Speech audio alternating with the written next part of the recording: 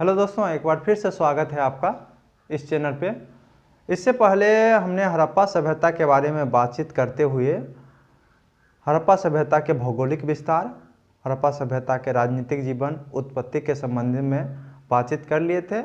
आज हम हड़प्पा सभ्यता के अर्थव्यवस्था जो देख रहे थे, अर्थव्यवस्था में हमने कृषि, पशुपालन तथा शिल्प को देख लिए थे। आज अर्थव्यवस्था के अगले भाग यानी अर्थव्यवस्था में ही हम व्यापार को देखेंगे और मुद्रा का साक्ष्य मिल पा रहा है या नहीं मिल पा रहा है इसके बारे में देखेंगे। उसके बाद हड़प्पाई समाज को देखेंगे। तो चलिए बिना किसी देरी का हम शुरू करते हैं हड़प्पाई अर्थव्यवस्था में व्यापार को। आप पिछले कड़ी लिखे होंगे, पिछले कड़ी में हम अर्थव्यवस्था बता रहे थे और अर्थव्यवस्था में 3 बता दिए थे, क्योंकि हमने बताया था कि अर्थव्यवस्था में क्या क्या देखते हुए चलना है। पहले कृषि देख लेना है, पशुपालन देख लेना है, शिल्प देख लेना है कि उस समय कौन कौन से शिल्प का विकास हुआ था। उसके बाद व्यापार को देखना है। उसके बाद मुद्रा अगर विकास हुआ है मुद्रा का तो मुद्रा को देख लेना है। तो ये 5 लगभग चीज़ देखते हुए प्रत्येक शुरू से लेकर अंत तक, अब हड़प्पा सभ्यता हो गया, उसके बाद वैदिक सभ्यता आएगा, मौर्य सभ्यता आएगा, मौर्योत्तर आएगा, गुप्त काल आएगा। तो सभी में अगर अर्थव्यवस्था के बारे में बातचीत किया जाएगा तो कृषि, पशुपालन, शिल्प, व्यापार, मुद्रा का विकास, ये आपको लेकर चलना है अर्थव्यवस्था में। अगर अर्थव्यवस्था से संबंधित कोई मेंस में क्वेश्चन पूछा जाए तो इतना चीज़ को वर्णन करना बहुत ज़्यादा जरूरी है। तो इसलिए हम वर्णन करते हुए चलेंगे और वर्णन करने में हम अर्थव्यवस्था में जो चौथा था जो है क्या है, व्यापार। अब कैसे कहा जा सकता है कि हड़प्पा सभ्यता में व्यापार होता था या नहीं, यानी हमें सबसे पहले साक्ष्य देखना है और क्या करना है कि सभी का साक्ष्य भी हम लिखते हुए चलेंगे। कैसे वैज्ञानिकों ने या जो उस समय के जो अभी वर्तमान समय में जो चल रहा है उसी के अनुसार क्या कहा जाता है कि उस समय के जो सामाजिक व्यवस्था है उसके बारे में जितना भी पुरातात्विक वैज्ञानिक हैं वो इसके बारे में बताते हैं। तो कैसे बताते हैं, उसके लिए कोई साक्ष्य तो होना चाहिए कि किस आधार पर आपने ऐसा कहा कि उस समय व्यापार होता था। तो सबसे पहला जो है कि लगभग सभी स्थलों से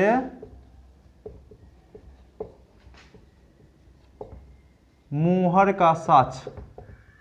आप मुहर जानते होंगे कि मुहर के बारे में बहुत ही फलना इस जगह से मुहर प्राप्त हुआ, इस जगह से मुहर प्राप्त हुआ। लगभग सभी जगह से मुहर, जो भी विकसित नगर था हड़प्पा सभ्यता का, उस सभी जगह से मुहर प्राप्त हुआ। मुहर का अर्थ आप समझते होंगे, इसको इंग्लिश में कहा जाता है सील। इसको इंग्लिश में कहा जाता है सील। यानी अभी भी वर्तमान में भी क्या होता है कि अगर कोई वस्तु भेजा जाता है कहीं तो उसको सीलिंग किया जाता है, ताकि क्या हो कि इस जगह से जाने के बाद दूसरे जगह तक एकदम सेफ जाए। अगर बीच में उसके साथ कुछ भी छेड़छाड़ किया जाएगा तो ये सील टूटा हुआ नजर आएगा, मुहर टूटा हुआ नजर आएगा।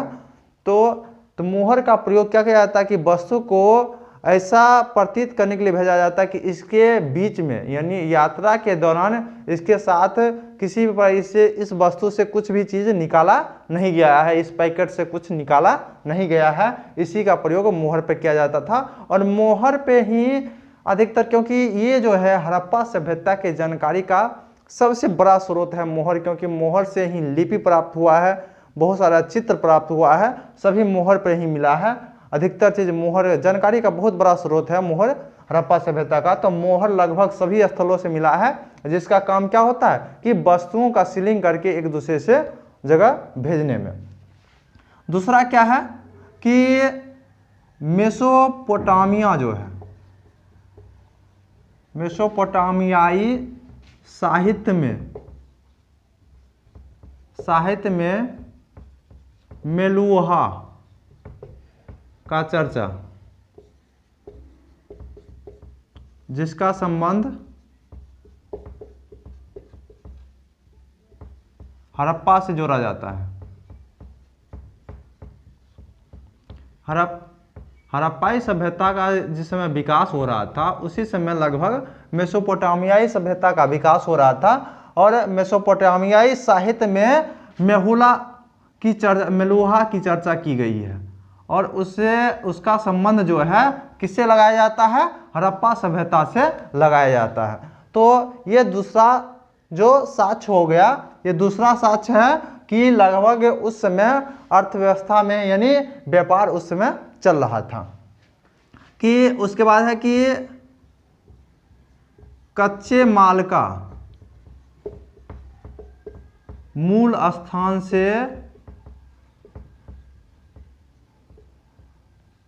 से दूर पाया जाना। जैसे आप हड़प्पा और मोहनजोदड़ो को देखेंगे,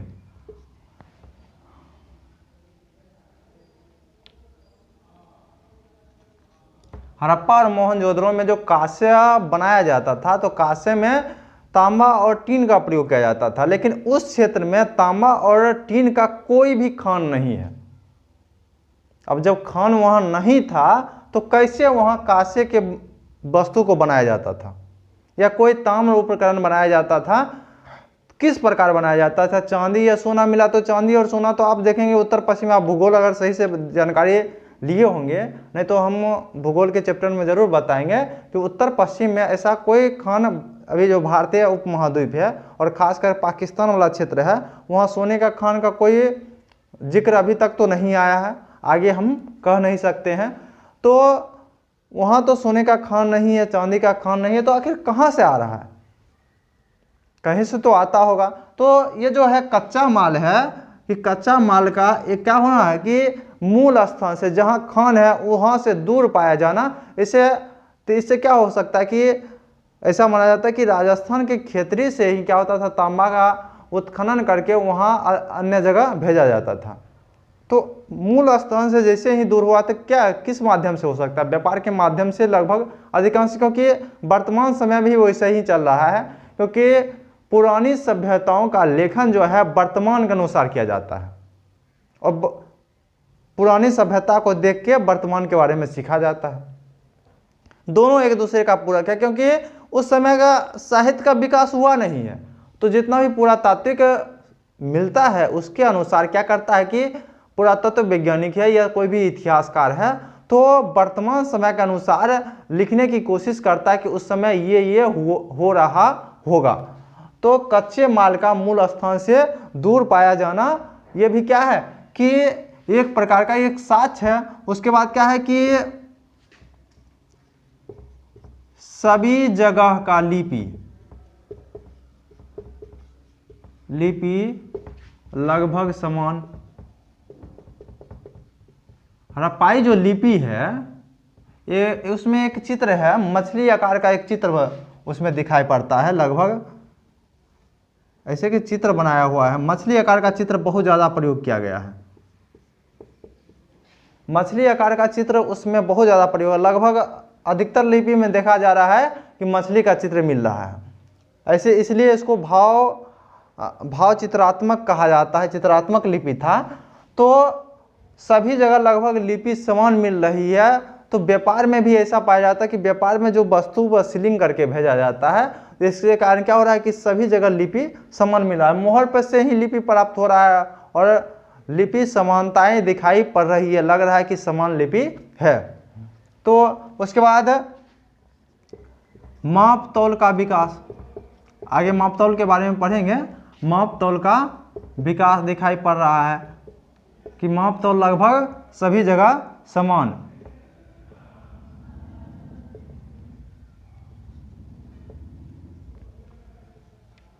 यानी उस समय जो था कि 16 के अपवर्तक जो जैसे 16, 32, 64 हो गया, इस प्रकार का, मतलब कि उस समय अपवर्तक के अनुसार क्या, अभी भी वर्तमान में भी कुछ समय पहले तक जो रुपया है, रुपया को 16 आना कहा जाता था।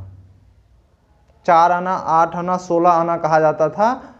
तो अभी वर्तमान समय में भी अभी भी पुराना आदमी इसके बारे में जानकारी देंगे कि 16 आना बात सच है, यानी 100% माना जाता है। 16 आना मतलब 100% माना जाता था। ये जो 16 है, 16 आना मतलब कि क्या, 16 आना बात सच है। यानी 100% बात सच है, ऐसा कहा जाता है पुराना। अभी भी बहुत सारे व्यक्ति ये आपको कहते हुए आपको मिल जाएगा ये बात। तो 16 के अपवर्तक जो होता है तो उसके अनुसार क्या हो रहा था कि माप तौल का विकास उस समय हो रहा था। और ये सभी साक्ष्य क्या बताता है, ये सभी साक्ष्य बता रहा है कि उस समय व्यापार होता था। ये सभी जगह सभी स्थलों पर मोहर मिलना, मेसोपोटामियाई साहित्य में मेलुहा की चर्चा, कच्चे माल का दूर मूल स्थान से दूर पाया जाना, ये सभी क्या बता रहा है, लिपि का विकास, माप तौल का विकास, ये सभी बता रहा है कि उस समय व्यापार होता होगा। और आप लिख लिए होंगे, नहीं लिखे होंगे तो वीडियो रोक के आप लिख सकते हैं। अब हम चलते हैं कि व्यापार का कुछ और, ये तो हम साक्ष्य दिए कि इसके आधार पर हम कह सकते हैं कि उस समय व्यापार होता था, लेकिन इसके लिए कुछ क्राइटेरिया हम पहले ही बना दिए थे कि इस चीज़ को देखते हुए हम व्यापार को हम पूरा कर सकते हैं। व्यापार में पूरा करने के लिए सबसे पहले होता है कि आंतरिक और बाह्य व्यापार। क्या देखना है सबसे पहले 1 नंबर में देखना है कि आंतरिक व्यापार, और दूसरे नंबर में देखना है बाह्य व्यापार। तो आंतरिक व्यापार कहाँ से होता था? आंतरिक व्यापार का भी बहुत सारा जगह है, जैसे खेतरी हो गया, खेतरी जो राजस्थान में पड़ता है, यहाँ से लगभग तांबा मंगाया जाता था। हम दूसरे कलर से लिख दें ताकि आप लोग को समझने में आसानी हो। यहाँ से तांबा मंगाया जाता था, क्योंकि खेतरी का खाना भी वर्तमान समय तक भी प्रसिद्ध है। उसके बाद खेतरी हो गया, ये आंतरिक व्यापार में चल रहा है, खेतरी हो गया। उसके बाद हो गया अफगानिस्तान, लिख दीजिएगा, क्योंकि अफगानिस्तान भी हड़प्पा सभ्यता के अंतर्गत आता है। अफगानिस्तान में भी 2-3 जगह है, जिसमें एक जगह है जिसको कहा जाता है बदखसा,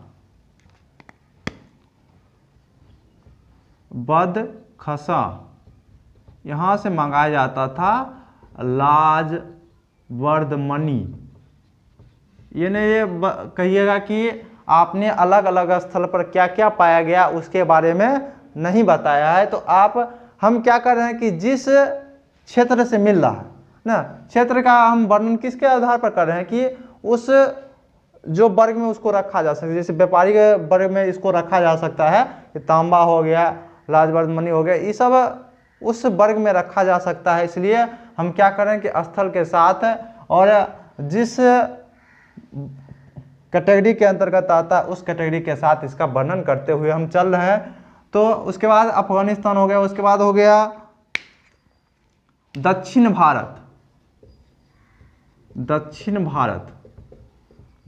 भारत से मंगाया जाता था।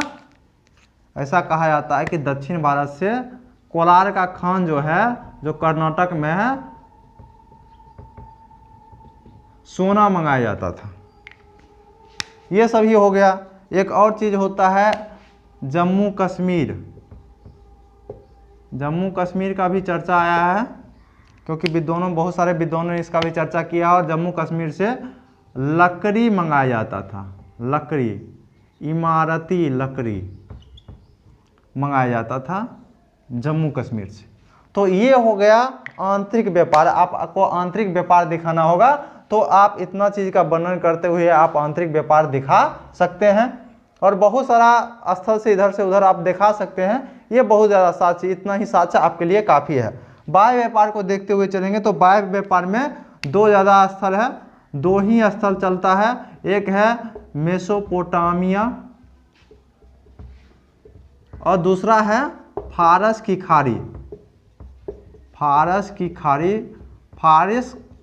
खाड़ी में 2 जगह है। एक जगह है दिलमुन और दूसरा है माकन। तो दिलमुन और माकन जो जगह है, दिलमुन का जो परिचय कराया गया है, दिलमुन का परिचय कराया गया बहरीन से, जो फारस की खाड़ी में ही स्थित है। और बहरीन से और मेसोपोटामियाई साहित्य में दिलमुन को उगते हुए सूरज का देश कहा जाता है। जैसे जापान को उगते हुए सूरज का देश कहा जाता है, क्योंकि उससे आगे सभ्यता का वर्तमान समय में इसलिए कहा जाता है क्योंकि जो अंतर्राष्ट्रीय तिथि रेखा है, अंतर्राष्ट्रीय तिथि रेखा के बाद जस्ट बाद जो देश आता है वो देश है जापान, इसलिए उसको उगते हुए सूरज का देश कहा जाता है। और दिलमुन उस समय के वर्तमान मेसोपोटामियाई साहित्य में शायद दूर स्थित होगा और ऐसा पाया गया होगा कि इससे बाद स्थल है ही नहीं, क्योंकि उसके बाद समुद्र दिखाई पड़ता है, तो इसलिए ऐसा माना गया कि दिलमुन क्या है कि उगते हुए सूरज का देश। ये मेसोपोटामियाई साहित्य में नहीं, क्योंकि मेसोपोटामियाई लिपि पढ़ा ही नहीं गया तो साहित्य की बात हो ही नहीं सकती है। मेसोपोटामियाई लिपि पढ़ा गया है, मेसोपोटामियाई लिपि में दिलमुन का चर्चा किया गया उगते हुए देश में, और लेकिन हड़प्पाई साहित्य नहीं पढ़ा गया है। हड़प्पाई साहित्य नहीं पढ़े जाने के कारण तो उसके बारे में तो चर्चा हो ही नहीं सकती है। और माकन, ये दोनों व्यापारिक मध्य केंद्र माना जाता है, यानी हड़प्पा सभ्यता और मेसोपोटामियाई साहित्य सभ्यता के बीच का जो स्थल था, जो बीच का काम करता था दोनों वस्तु के आदान प्रदान में, वो था दिलमुन और माकन। मेसोपोटामियाई से माना जाता है कि चांदी मंगाया जाता था वहाँ से। आप इन्हें अफगानिस्तान में आप टीन भी लिख लीजिएगा, क्योंकि टीन भी शायद यहीं से मंगाया जाता था, अफगानिस्तान से भी टीन मंगाया जाता था, और यहाँ से भी माना जाता है टीन मंगाया जाता था। उसके बाद ये दोनों जगह है, और यही जगह के कारण यानी आंतरिक व्यापार हो गया, उसके बाद बाह्य व्यापार हो गया। इसके माध्यम से क्या होता था, उस समय व्यापार किया जाता था। अब दूसरा हम चीज़ देखते हैं, इसके अंतर्गत दूसरा वर्ग जो है, दूसरा वर्ग है वो है माप तौल, क्योंकि उस समय व्यापार में माप तौल की बहुत ज़्यादा भूमिका होती है। और माप तौल में जो है एक जगह है मोहनजोदड़ो, बहुत फेमस जगह है। मोहनजोदड़ो से बाट का साक्ष्य मिला है। बाट का साक्ष्य ये जो है सेलखड़ी नामक पत्थर से बना हुआ था, और सेलखड़ी आप जानते होंगे क्योंकि ये ऐसा पत्थर है जिसको घिसा आसानी से घिसा जा सकता है, और इसलिए ये पत्थर का निर्माण इसी पत्थर से बाट, मनका हो गया, इस सब का निर्माण उस समय सेलखड़ी पत्थर से ही किया जाता था। उसके बाद लोथल, लोथल से मिला है हाथी के दांत तथा सीप। हाथी के दांत का ही लिखिए, हाथी के दांत का पैमाना यानी स्केल मिला है, स्केल मिला है लोथल से हाथी के दांत का।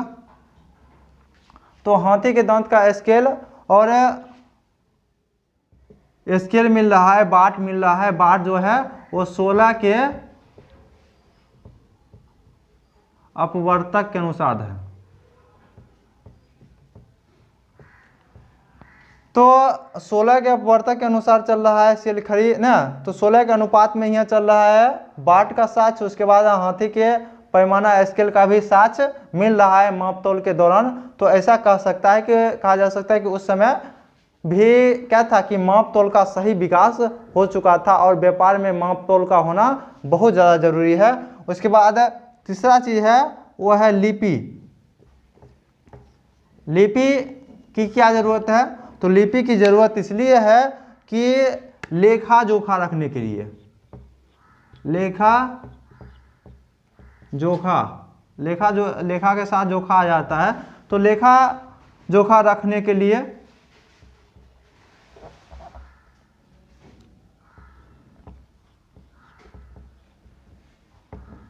जैसे आप कोई भी व्यापार करते हैं तो उसको लिख कर रखने में, एक डायरी मेंटेन करने में लिपि की बहुत बड़ा भूमिका होती है। और उस सभ्यता में भी लिपि का विकास हो चुका था। शायद आप लिख लिए होंगे, नहीं लिखे होंगे तो आप भी वीडियो को बीच में रोक के आप लिख सकते हैं। और इसके बाद हम चलते हैं कि व्यापार में ही अगला देखना है परिवहन को, क्योंकि परिवहन भी व्यापार में एक बहुत बड़ी भूमिका निभाती है। बिना परिवहन के माध्यम से आप एक दूसरे जगह से व्यापार नहीं कर सकते हैं। तो हम सबसे पहले देखते हैं परिवहन को, देख लेते हैं कि परिवहन का क्या क्या साधन उस समय दिखाई पड़ता है। तो हम व्यापार ही देख रहे हैं, और व्यापार में हम देख रहे हैं परिवहन। परिवहन, तो परिवहन में दो प्रकार के परिवहन चलता है, एक स्थल मार्ग, क्योंकि उस समय वायु मार्ग का तो विकास हुआ नहीं था, और दूसरा है जल मार्ग। स्थल मार्ग में दाइमाबाद से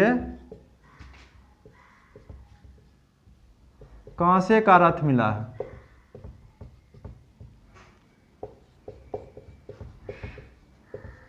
और जल मार्ग से, यानी जल मार्ग में लोथल से मिट्टी का नाव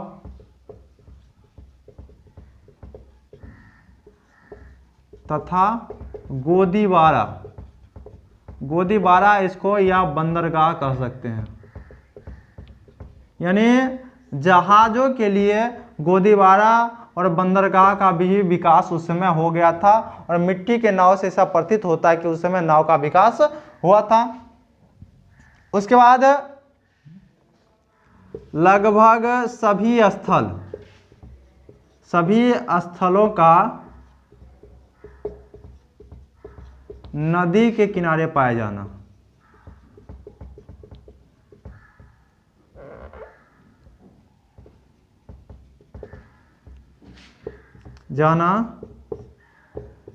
जल परिवहन का संकेत है।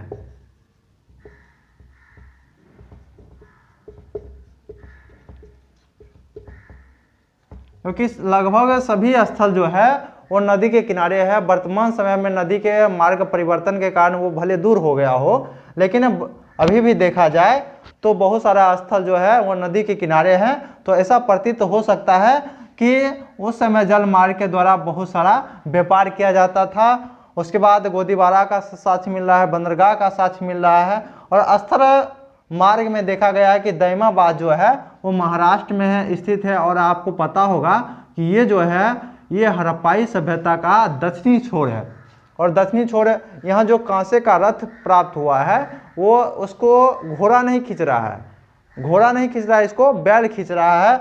और आप एक और चीज़ लिखिएगा कि चक्के जो थे,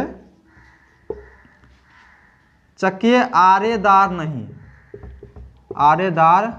नहीं। आप नोट में आप लिख सकते हैं कि चक्का जो था उस समय का आरेदार नहीं था। आरेदार यानी स्पोक, जो वर्तमान समय में स्पोक चलता है वो स्पोक उस समय विकास नहीं हुआ था। आरेदार सिर्फ लकड़ी को गोल काट के और पूरा एकदम जो होता है पूरा एकदम लेवल किए हुए था, स्पोक नहीं बनाया हुआ था। स्पोक जो अभी वर्तमान समय में स्पोक चल रहा है वो स्पोक का विकास उस समय नहीं हुआ था। पूरी तरीके से आप कह सकते हैं कि लकड़ी का एक टुकड़ा हुआ करता था। तो चक्के आरेदार नहीं था। तो ये था परिवहन का विकास उस समय। व्यापार के अंतर्गत आप परिवहन को देख लिए कि उस समय परिवहन का विकास किस किस प्रकार हुआ था। और भी व्यापार में क्या क्या देखना है, और व्यापार में देखना है मुद्रा का विकास।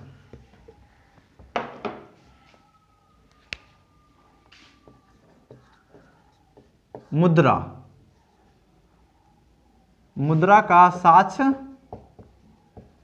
नहीं मिला है ना। तो वस्तु का आदान प्रदान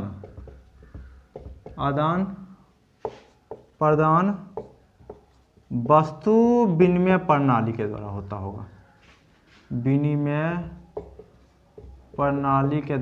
होगा।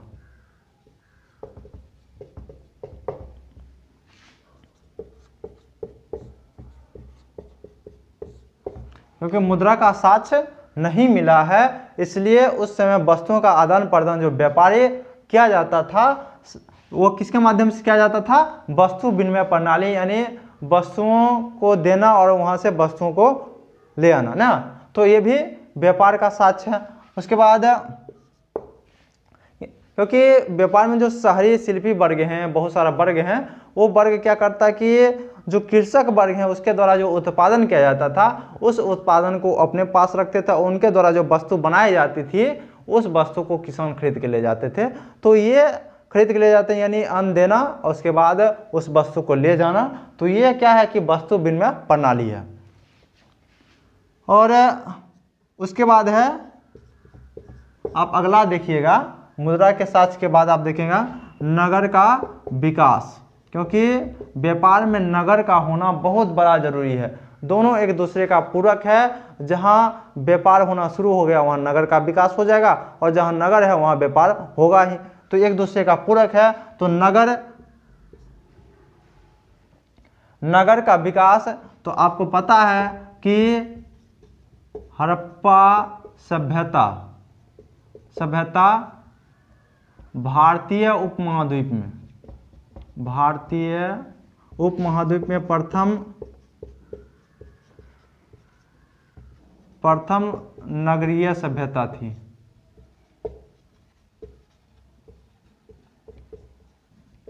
ये जो हड़प्पा सभ्यता है वो भारतीय उपमहाद्वीप की प्रथम नगरीय सभ्यता थी। और इसके बाद लगभग 1500 वर्ष बाद द्वितीय नगरीकरण आता है। तो सबसे पहला नगरीकरण इस सभ्यता में है, इसलिए ये व्यापार नगर था, इसलिए व्यापार हो रहा था।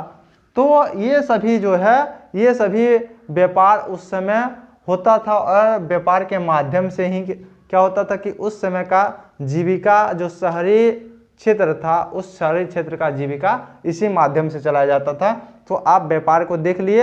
अब हम देखते हैं हड़प्पाई समाज को। तो हड़प्पाई समाज में देखना है, व्यापार पूरा हो गया, अब व्यापार के साथ अर्थव्यवस्था भी खत्म हो गया। अब सामाजिक इतिहास को देखते हैं, क्योंकि हमने बताया था कि आर्थिक इतिहास के बाद हम लोग को क्या देखना है, सामाजिक इतिहास देखना है। सामाजिक इतिहास में क्या क्या देखना है? सामाजिक इतिहास में देखना है कि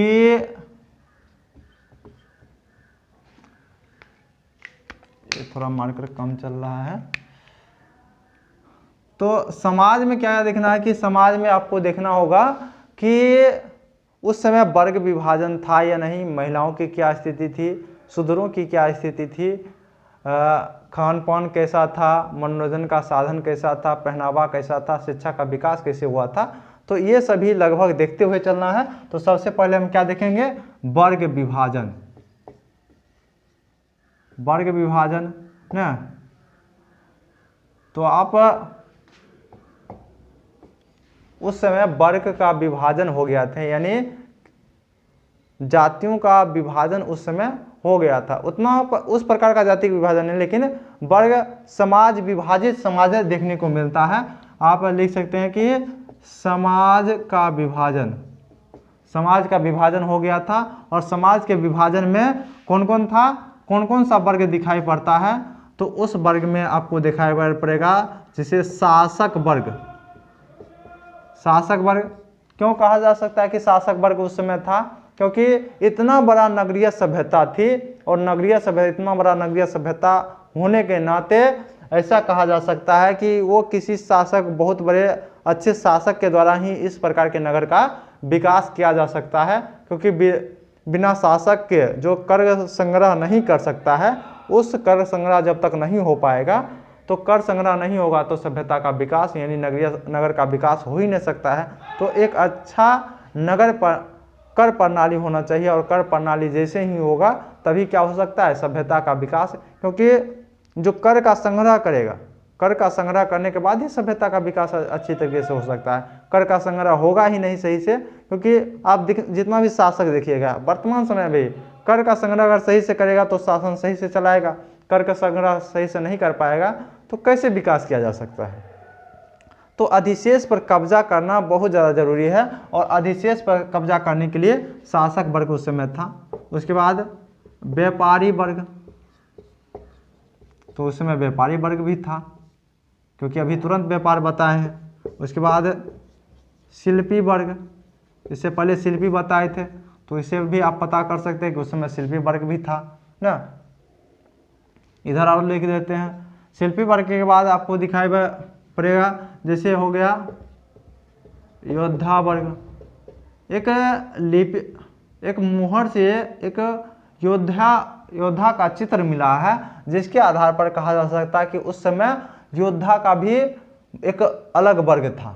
लेकिन यह समाज शांति प्रिय था, तो शांति प्रिय था लेकिन योद्धा वर्ग देखने को मिलता है। उसके बाद श्रमिक वर्ग, श्रमिक वर्ग या इसको कहा जा सकता है कूली ना, ये सब का भी विकास ना उस समय दिखाई पड़ रहा है कि श्रमिक वर्ग भी उस समय था।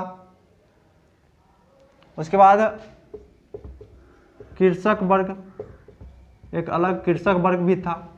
तो ये सभी वर्ग उस समय समाज में दिखाई पड़ते हैं। एक और लिख सकते हैं कि पुजारी भी वर्ग भी शायद रहा होगा, क्योंकि मोहनजोदड़ो से जो स्नानागार मिला है उसके आधार पर कहा जा सकता है। उसके बाद कई सारे बर्तनों पर से पीपल के वृक्ष का साक्ष्य मिला है ना, मातृ देवी का साक्ष्य मिला, तो इसके आधार पर कहा जा सकता है। जैसे कालीबंगा से 7 अग्नि वेदिका, जिसको हवन कुंड कहा जा सकता है, उसकी लगभग जानकारी मिलती है। तो इससे ऐसा कहा जा सकता है कि उस समय पूजा पाठ होता होगा और एक पुजारी वर्ग भी रहा होगा। लेकिन मंदिर का विकास तो उस समय देखने हड़प्पा सभ्यता में देखने को नहीं मिल पाता है, तो इस पे थोड़ा संशय है, लेकिन कहा जा सकता है कि एक पुजारी वर्ग जरूर रहा होगा। तो ये समाज का विभाजन हो गया। समाज का विभाजन अलग अलग वर्गों में। दूसरा क्या देखना है हम लोग को ना, महिलाओं की स्थिति, महिलाओं की स्थिति।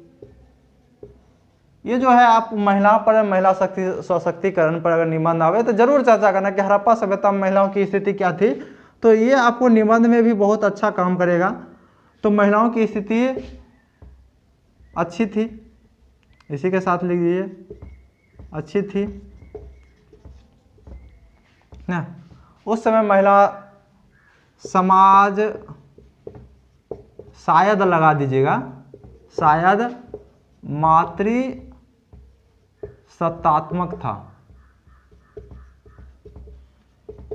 मातृ सत्तात्मक मतलब क्या होता है कि जैसे अभी जो है कि पुत्र ही क्या होता है कि पिता का जो संपत्ति है वो पुत्र के पास जाता है, पुत्री के पास नहीं जाता है।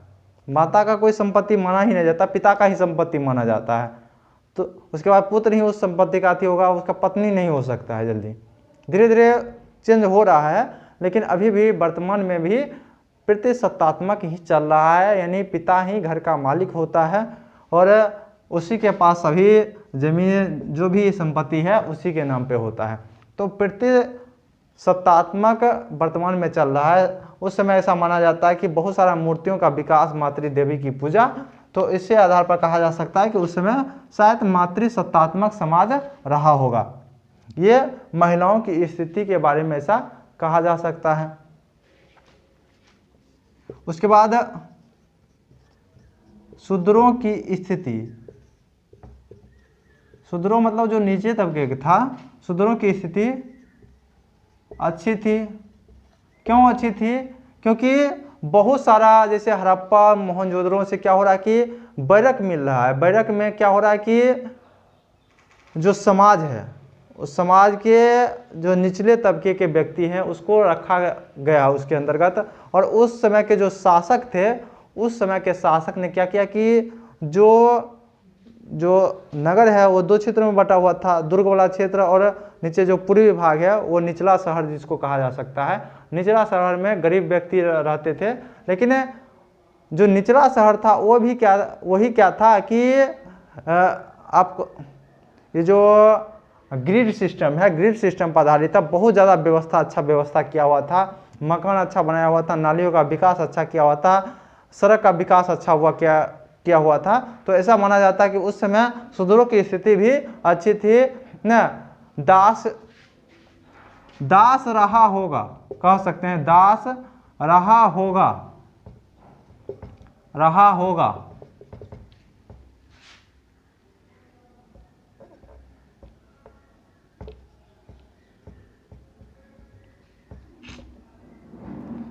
रहा होगा, लेकिन स्थिति दयनीय नहीं। दास रहा होगा, जैसे मेसोपोटामियाई साहित्य में देखा गया है और वहाँ कब्र खोदने के बाद ऐसा प्रतीत होता है कि मालिक के साथ नौकरों को मार के दफना दिया जाता था। पुनर्जन्म की बात आ जाती थी और पुनर्जन्म के कारण ही वहाँ के जो शासक थे वहाँ बहुत बड़े बड़े इमारत बनाए हैं और उपयोगिता पर ध्यान नहीं दिया है। जो कृषक वर्ग हैं, जो दास वर्ग हैं ना, उस वर्ग श्रमिक वर्ग पर ज़्यादा ध्यान नहीं दिया गया है मेसोपोटामियाई जो सभ्यता थी उसमें। और शासक वर्ग के साथ जो उसका नौकर था उसको भी मार के दफना दिया जाता था। तो ये दयनीय स्थिति को दर्शाता है।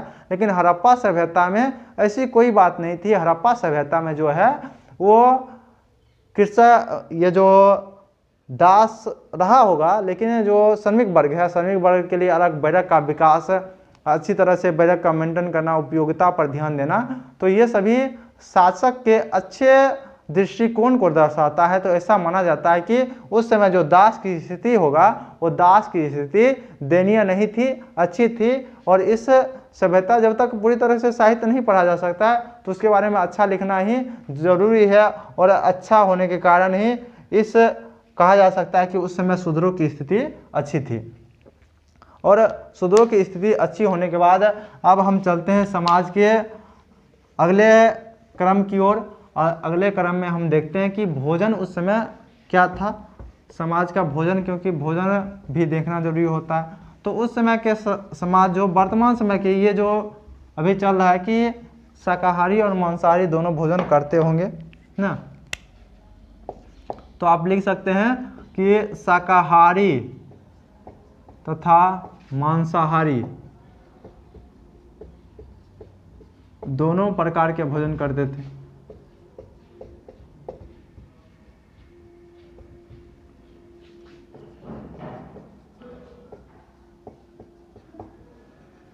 उसके बाद मनोरंजन का साधन।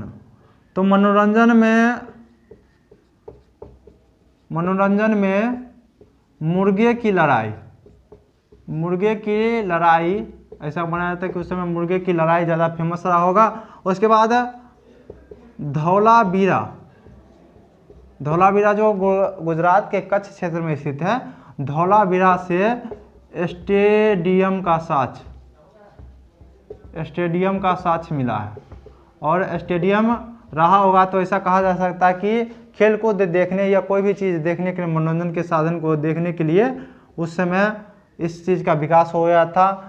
मुर्गे की लड़ाई हो गया, उसके बाद नृत्य लिख सकते हैं, उसके बाद वाद्य यंत्र आप लिख सकते हैं ना, वाद्य यंत्र, ये सभी के द्वारा क्या हुआ, मनोरंजन का साधन जुटाया जाता था। मनोरंजन के साधन के बाद और क्या क्या समाज में देखने को देख सकते हैं। तो और समाज में देखने के लिए आपको जैसे शिक्षा का विकास, शिक्षा में आप लिख सकते हैं कि वैज्ञानिक शिक्षा का विकास, वैज्ञानिक शिक्षा का विकास हुआ था। वैज्ञानिक शिक्षा का विकास कैसे कर सकते हैं, जैसे नगर नियोजन के आधार पर आगे हम पढ़ाएंगे नगर नियोजन। उसके बाद जल संरक्षण के आधार पर,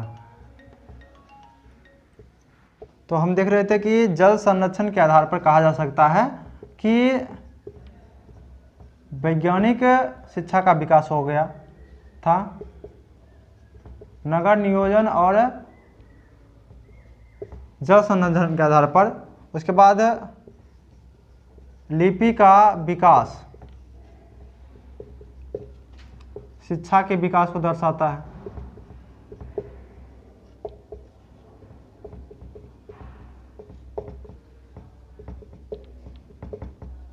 लिपि का विकास हो गया था, इसलिए ऐसा कहा जा सकता है कि उस शिक्षा का विकास हो गया होगा।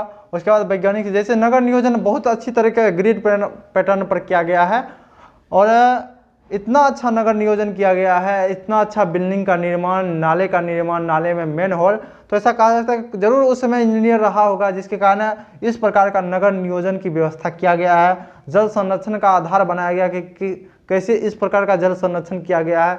सभी का जो पैमाना है, जैसे ईंट का पैमाना आप बताया कि 4:2 और 2:1 में लगभग था, यानी ऊंचाई के लगभग 2 गुना चौड़ाई और चौड़ाई के लगभग 2 गुना लंबाई था, और बिल्कुल आधुनिक ईंट के तरह उस समय दिखाई पड़ता है। उस समय का जो ईंट है बिल्कुल आधुनिक ईंट की तरह दिखाई पड़ता था। तो ऐसा माना जा सकता है कि उस समय जरूर पैमाने का अच्छी तरीके से विकास हुआ था, वैज्ञानिक शिक्षा का विकास हो गया था। इसलिए ऐसा कहा जा सकता है कि उस समय ये इतनी अच्छा नगर प्रयोजन को देखते हुए कह सकते हैं कि वैज्ञानिक शिक्षा का विकास उस समय हो गया था, लिपि का विकास हो गया था। अब हम देखते हैं कि उस समय जो था कि अंतिम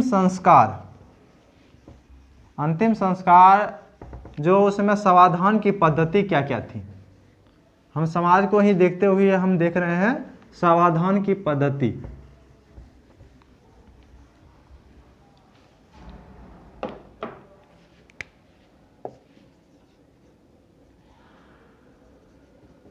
तो तीनों प्रकार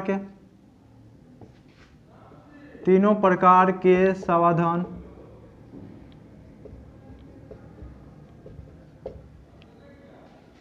तीनों प्रकार में क्या हो गया, पूर्ण समाधान, उसके बाद आंशिक,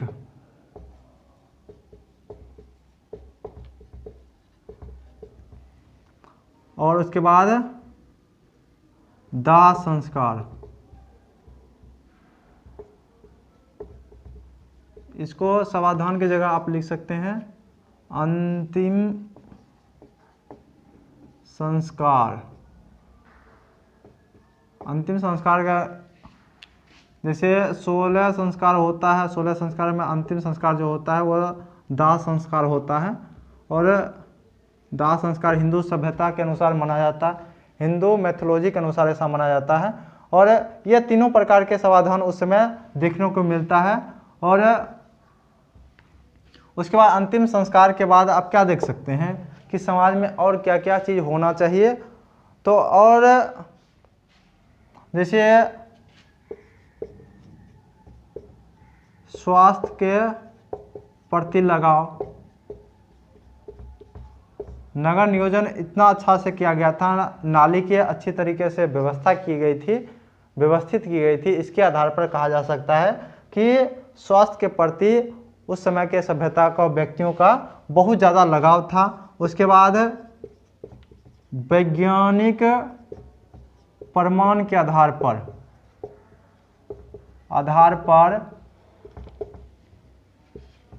भूमध्य सागरीय प्रजाति तथा प्रोटो ऑस्ट्रियाइड प्रजाति के व्यक्ति निवास करते थे। ये जो भूमध्य सागरीय जो प्रजाति है, इसी के आधार पर जो द्रविड़ मत है, उत्पत्ति का मत, इसी के आधार पर बताया जाता था कि भूमध्य सागरीय लोग, हड़प्पाई लोग भूमध्य सागरीय व्यक्ति थे और द्रविड़ लोग भी भूमध्य सागरीय व्यक्ति थे उसका बनावट के अनुसार। इसलिए ये जो है द्रविड़ उत्पत्ति को देखा जा सकता है। लेकिन क्रमिक विकास का सिद्धांत वर्तमान में प्रचलित है और ये प्रजाति है, एक प्रकार का रेस है, क्योंकि रेस की बात जब आती है तो ये सभी रेस है। रेस यानी एक प्रकार की नस्ल की बात कर सकते हैं, ऑस्ट्रोपोडियाइड। और इसी में आता है मंगोलियाइड जो उत्तर पश्चिम का है। उत्तर पश्चिम में आप जाइएगा तो एक विशेष प्रकार का छोटा नाक, चौड़ा चेहरा होता है ना, पश्चिम बंगाल है। उसके बाद आप उत्तर पूर्व के क्षेत्र में चले जाइए, चाइना का देखिए, उसके बाद ना, तो ये सभी क्षेत्र मंगोलियाइड एक प्रजाति है, नस्ल है, उसके अंतर्गत उसको रखा जा सकता है। तो वैज्ञानिक प्रमाण के आधार पर यहाँ देखा गया है कि भूमध्य सागरीय लोग और प्रोटो ऑस्ट्रियाइड लोग यहाँ निवास करते थे। तो ये लगभग क्या था, समाज का प्रमाण था। और इस समाज के प्रमाण के आधार पर आप हड़प्पा सभ्यता के समाज के बारे में लिख सकते हैं। सिर्फ समाज पे भी आ जाए तो आशा है कि आप समाज के बारे में भी पूरी तरीके से आप लिख पाएंगे। और ये सभी चीज़ का चर्चा करते हुए आपको पूरी तरह के शब्द पूरा लगभग 150-200 शब्द लगभग पूर जाएगा। और 150 उसके बाद कुछ अपने चीज़ लिखना है। जैसे लिपि का विकास नहीं होने के कारण उस समय के समाज के बारे में सही से तरीके से जानकारी नहीं मिलता है। कुछ शब्द अपने मन से भी आप जोड़ सकते हैं, क्योंकि पूरी सभ्यता पढ़ने के बाद लिपि का विकास तो हुआ नहीं था। उसके बाद दूसरा लिखिएगा कि हम जो चीज़ पर निर्भर कर रहे हैं वो चीज़ क्या है कि वर्तमान जो हम चीज़ पर निर्भर, वो पूरी तरीके से पुरातात्विक साक्ष्य पर निर्भर कर रहे हैं, साहित्यिक साक्ष्य है नहीं, इसलिए पूरी तरीके से जानकारी नहीं मिलता। और पुरातात्विक साक्ष्य से ये चीज़ जानकारी मिल रहा है, तो इसके आधार पर समाज का वर्णन हम कर पा रहे हैं। और क्वेश्चन क्या रह सकता है? क्वेश्चन देखने पर आपको मिल सकता है कि जैसे अर्थव्यवस्था पर एक क्वेश्चन आ सकता है कि ये आप कह सकते हैं कि हड़प्पा सभ्यता का जीविका का आधार अनेक आधार था। आप क्वेश्चन लिख लीजिए कि क्या आप मानते हैं कि हड़प्पा सभ्यता के जीविका का आधार या जीविका के अनेक आधार थे? तो अनेक आधार ऐसा क्वेश्चन आ सकता है, तो आप इस टर्म में इसका आंसर लिखिएगा जो अर्थव्यवस्था पढ़ाए थे। जीविका का आधार मतलब अर्थव्यवस्था, तो अर्थव्यवस्था में जो हमने लिखा है कि कृषि, पशुपालन, शिल्प, व्यापार, इस सब का चर्चा कर देना है। इसी सभी चीज़ का चर्चा कीजिएगा, आपका आंसर पूरा हो जाएगा। तो आशा है कि आपने अर्थव्यवस्था पूरी तरीके से समझ लिया है, उसके बाद हड़प्पाई समाज अच्छी तरीके से समझ लिया है। अगले हम क्या करेंगे कि संस्कृति की बात करेंगे, और संस्कृति में ही हम देखेंगे हड़प्पा सभ्यता जो पूरी तरीके से नगरीय सभ्यता थी, नगरीय सभ्यता उसको माना जाता है। और इस नगरीय सभ्यता का क्या क्या गुण था वो संस्कृति के अंतर्गत पढ़ेंगे। तो समाज तक आपने पढ़ लिया है, अगले वीडियो में हम लेकर आएंगे संस्कृति का वीडियो। तब तक के लिए धन्यवाद।